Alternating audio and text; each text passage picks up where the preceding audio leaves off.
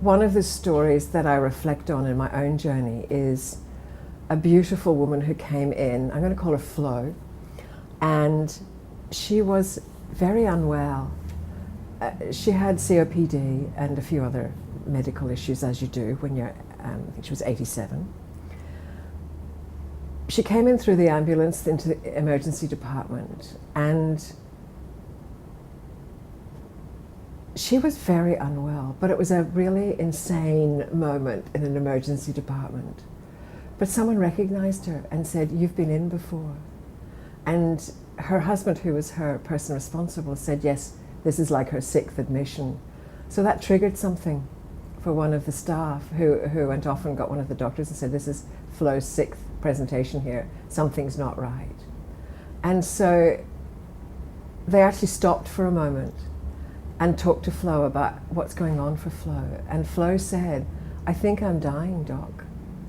And this beautiful doctor said, "I think you might be too, Flo," and pulled up a chair and sat down beside her and just had the most beautiful conversation with her about where she wanted to be and how she wanted to have her last days or whatever it was. And so I think it's an example, rather than a negative example, I think it's a lovely positive example of where these modules really sit, in the sense of, one of my favorite guiding principles is dying is urgent care.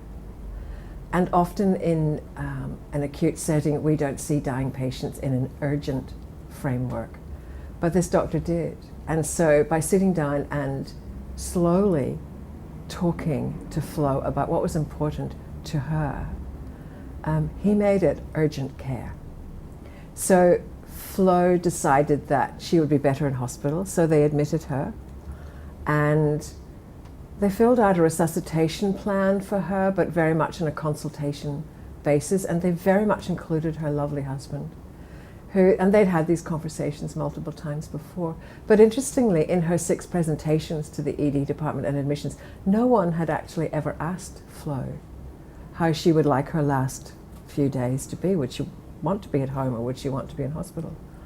But this lovely ED doctor did. And so we were able to ensure that Flo's wishes, which were to be in hospital, and that she was to be made comfortable and didn't want to go to ICU or have any of the artificial airway stuff.